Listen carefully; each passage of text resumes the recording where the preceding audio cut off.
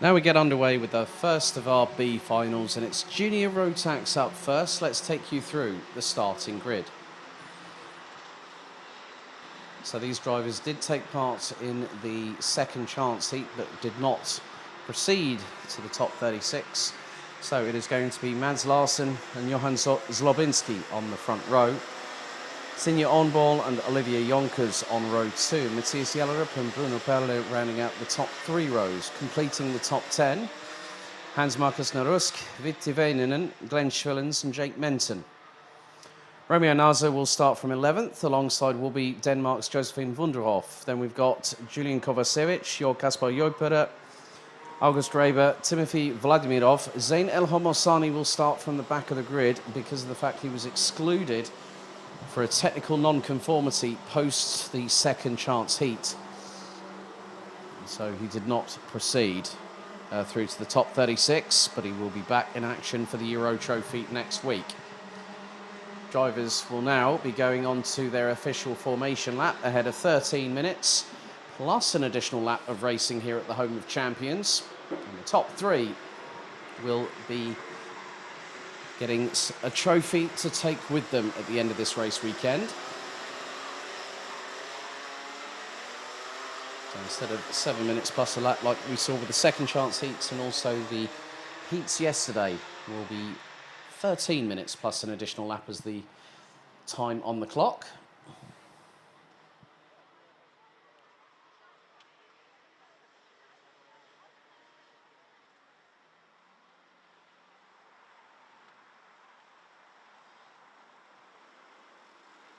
So a total of 17 drivers will compete for a position on the podium.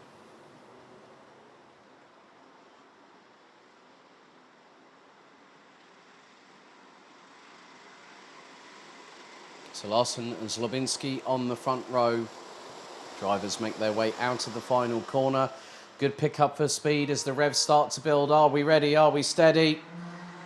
The Junior Rotax B final is underway. Someone was 4 wheels out of the tram lines in the start phase as the drivers make their way through into turn numbers 1 and 2 for the opening time. A little bit of side-by-side action. Zain El Homosani's already made up at least 3 places on the start. Maybe even make that probably 4 or 5 as they head through into turn number 6 for the opening time.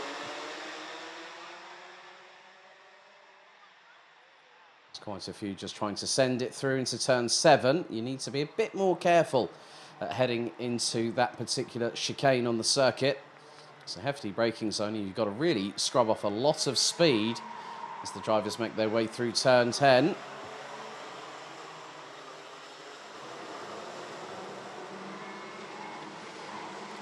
So we are about to complete lap number 1. There has been an exchange and a change for third place. Just gone the way of one driver. So Mads Larsen, Johan Zlobinski, it's Matthias Jellerup that now is in third position. Glenn Schwillens, Sinja Onball. There is a bit of fisticuffs happening, so to speak, through turns 3 and 4. Someone walloping the curbs.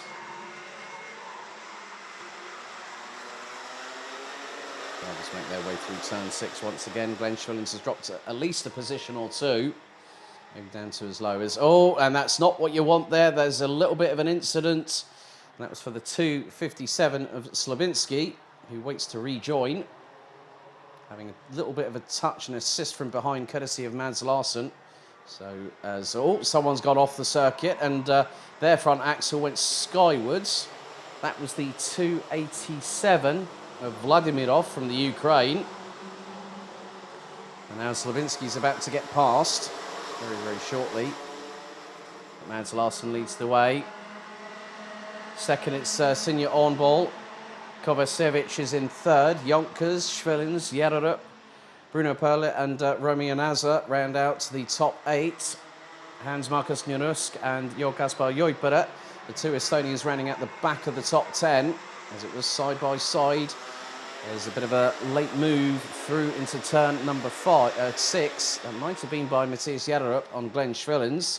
Schwillens retakes 5th position. August Reber is the fastest driver out there, 58.689 seconds. for the Emirati driver. Currently sitting in 11th position ahead of Zain El Homosani. There's a quintet going into turn number 10. That was a little bit of a run wide by one of the drivers. And that would have been the 255 of Nurusk from Estonia. And now a battle for the race lead. Ornbol up the inside of Larson, and Larson gets the switch back. Yonkers still holding on to third place ahead of Kovacevic from Germany. Schwillen's a little bit further adrift and has got Yadorus breathing down the back of his race overalls. The field is quickly tightening up. Yadorus gets through on Schwillen's. There's Bruno Perla just behind the Dutch driver in 7th place. Top 10 covered by just over 2.86 seconds after 3 laps of racing. But Larson looks to extend that advantage going on to lap number 5 very shortly, as we have 9 minutes and a quarter, plus an additional lap still to go in this Junior Rotax B final. Top 3 will get trophies at the end of today. And keeping an eye on Zain El Homosani, he's making up some places. He's up now into 11th position. Started at the back end of the grid, as Olivier Yonkers now joins the fight for the race lead. Right on the back bumper of looks to be Larson, going through into turns 4, 5 and 6. Move up the inside. That was the 250, well, that was the, I'm not too sure if that was the 257 of Slavinsky there, but all making their way. Some bunny hopping over the curbs through into turn 7. So Kovacevic and Yeller drawing the fray for the race lead, which at the moment is being held onto by Ornbol at this time. 2:02 leads a Danish 1-2 at the moment, but that might change because Olivier Yonkers now takes the race lead. Larson through for second.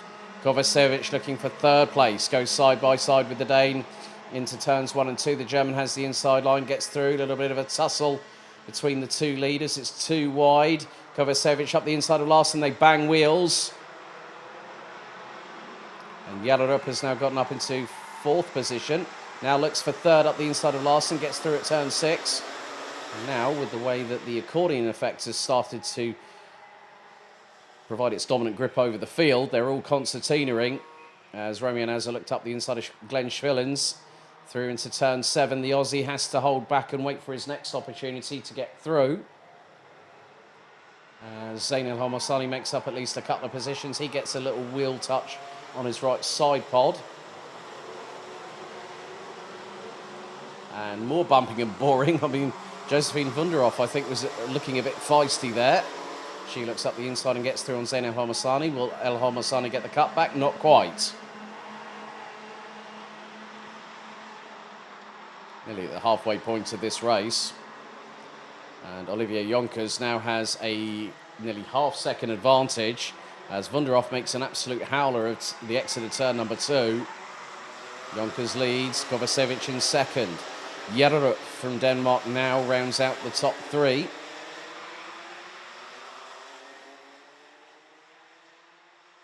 So now at the half-time point of the counter, ticking down to 0.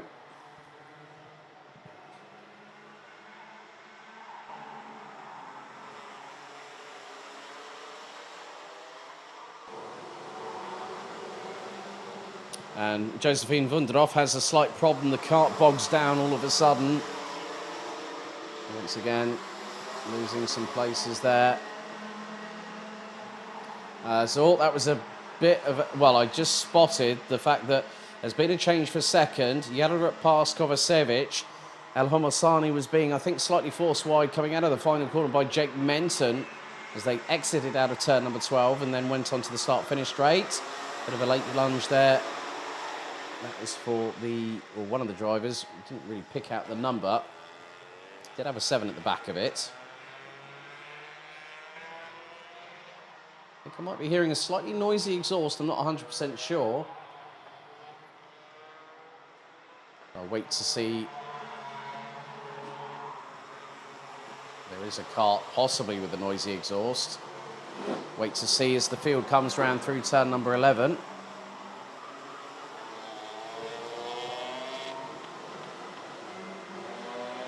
And that's Zain El Homossani pulling into the pits. It was him. Oh, well, not exactly the way to end his weekend. Not getting through the second chance heat due to a technical non-conformity. And now a noisy exhaust eliminates the Emirati driver. Actually, is from the nation of Egypt, for those wondering. I'm proud of his heritage. But 4 minutes and 50 still to go on the clock, plus an additional lap. Yonkers still leads the way. Yellerup in second. Kovacevic at the moment is holding on to third place. August Raber is in seventh and currently has the fastest lap at the moment and is closing in on a couple of drivers, which will include Mads Larsson just up ahead and then Glenn Schwillens. But Yonkers looking to extend that gap. Yonkers on the previous lap did set a personal best, as did Yellerup.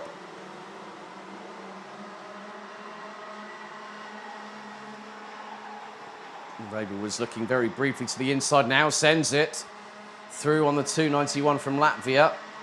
Romeo Nazar was looking there as well, possibly for an opportunity to get through for 7th place.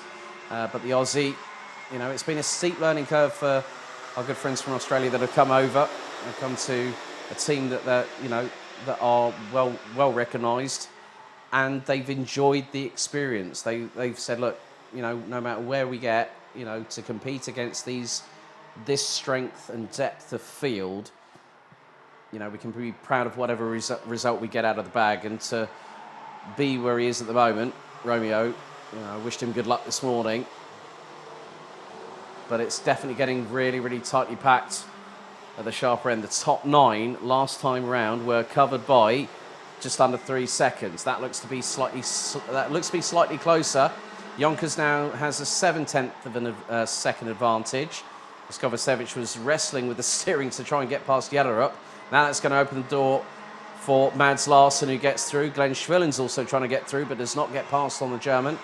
Kovacevic running with Kilian Kraft and his team at Kraft Motorsport. Just under 3 minutes to go. August Raber now looking up the inside of Glenn Schwillens down the Europalan into turn 7. That was a neat move from the 205. So that is now 5th position. Glenn Schwillens has set the fastest lap of the race out of anybody, 56.979.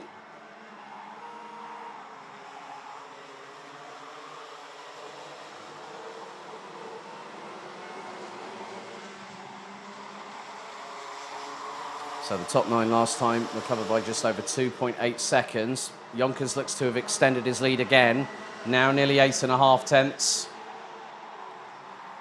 And Raber now goes up the inside of Kovacevic and makes the move stick through turn number 2. That's P4 for the 205, representing the United Arab Emirates.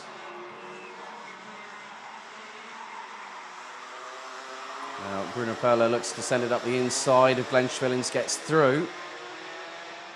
There's some chopping and changing between Romeo Nazar from Australia and Sinja Ornball from Denmark. The Aussie makes it through on the Dane.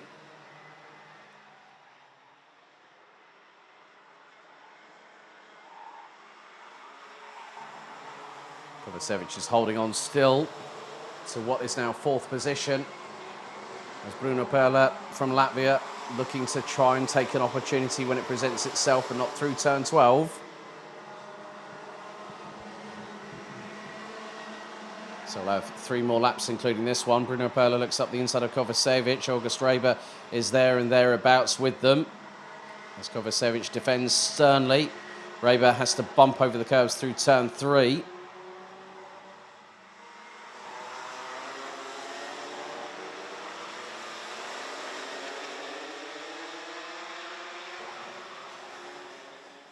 Still, they battle away.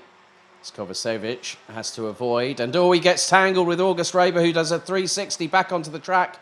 Nassau panel askew to the right-hand side, and Kovacevic was up in the air. And that just goes to show how finite the margins are of making an overtake into turn number 7. It could be that we might have another driver retiring, depending on how that steering is on the 205. Well, August Draver looks to be continuing onwards as we head on to the penultimate lap. Now there's going to be a change for second. Mads Larsson gets past on Matthias Jellerup for second place. So the 2:02 gets past the 2:29. Yonkers now has nearly a 1.1 second advantage as we carry on the penultimate lap, lap number 14 out of 15. Romeo Nazar is currently sitting in fifth place at the moment.